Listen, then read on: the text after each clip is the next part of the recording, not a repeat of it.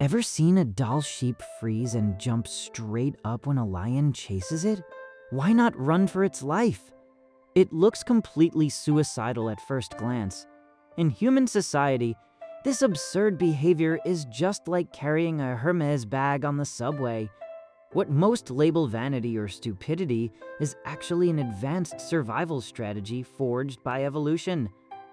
If you fail to grasp the logic behind these useless, expensive displays, you'll never understand why people take on huge debt just to drive luxury sports cars. Today, we break down the hidden universal rule ruling every corner of our world: signaling theory.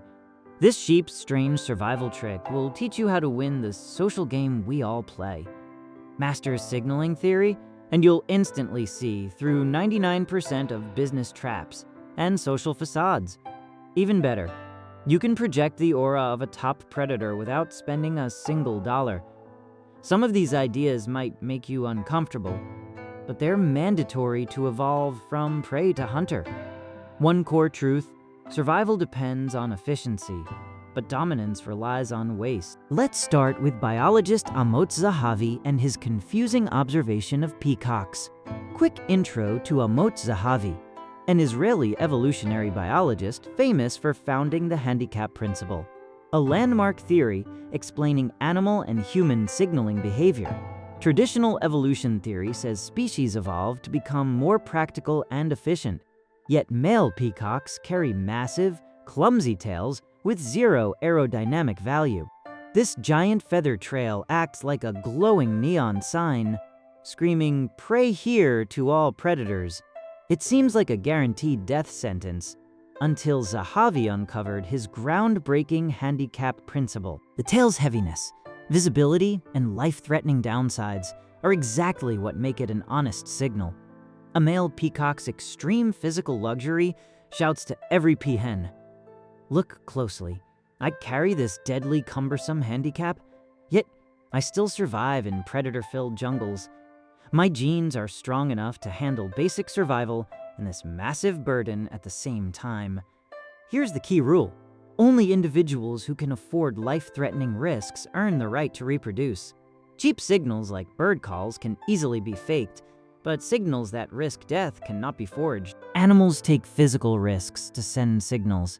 Humans created a colder, more efficient substitute: money, within signaling game logic.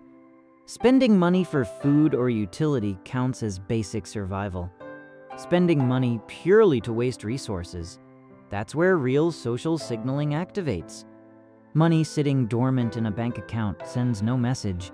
Its social power only awakens through conspicuous waste. When you spot someone ordering walls of Dom Perignon champagne at clubs and tossing most away after one sip, don't call them foolish. They're putting on a peacock's display, broadcasting a high-frequency signal to all surrounding competitors. The exclusive privilege to waste resources is a primal, brutal demonstration of status and strength. Once we accept waste as the ultimate hard currency of status signals, all commercial value logic flips upside down. Now we introduce Thorstein Veblen, the sharp-witted economist behind the term Veblen goods. Brief background on Thorstein Veblen, late 19th century American institutional economist, celebrated for analyzing conspicuous consumption, social stratification, and luxury consumption culture. Wire diamonds, essentially useless carbon crystals, billions of times pricier than life-sustaining water. Two counterintuitive traits define every status symbol: extreme cost and complete lack of practical utility. Memorize this formula: social status value equals price minus practical functionality. All top luxury goods intentionally built with crippling impractical flaws as their core selling points. Designer high heels stop you from running. Silk evening gowns cannot be cleaned. Expensive white leather gloves make manual labor impossible by design. Their fragility is a privilege statement. My owner no longer needs to work for a living. They broadcast loud and clear: no subway commutes, no dishwashing, no physical labor required. Anything functional is merely a work tool. which completely erases its signaling power. If you buy a Hermes bag yet worry about rain scratches or fitting groceries inside, you send the opposite signal. You reveal you're still a laborer fixated on durability and practicality.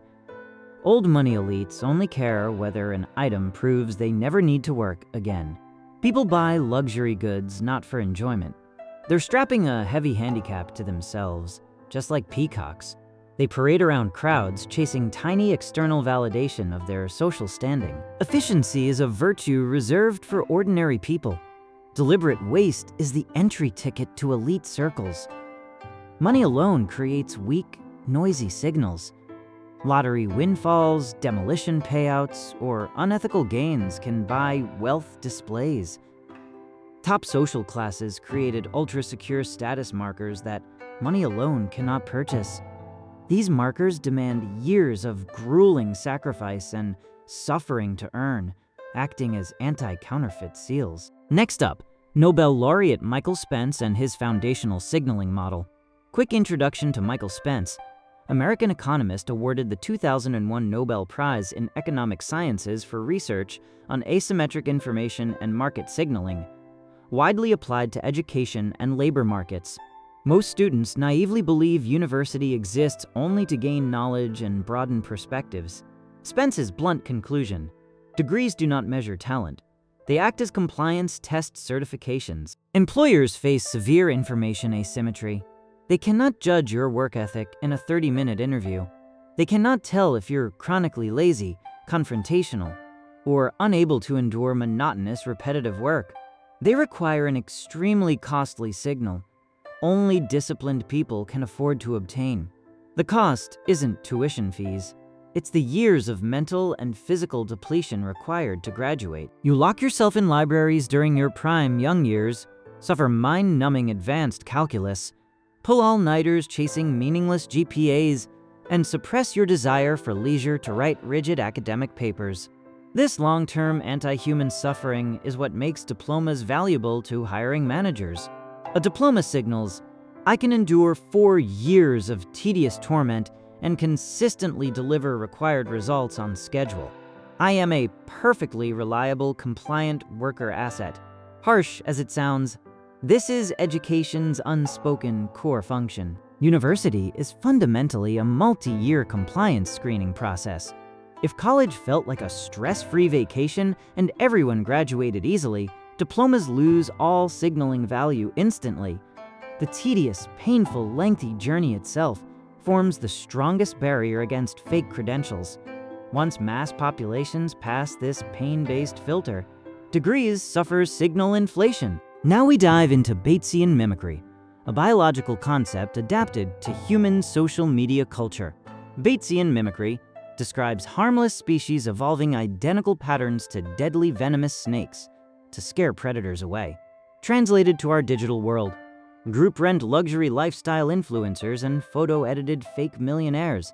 Modern social anxiety exploded because creating fake status signals costs nearly $0 today. Generating fake wealth once required purchasing horses or expensive property.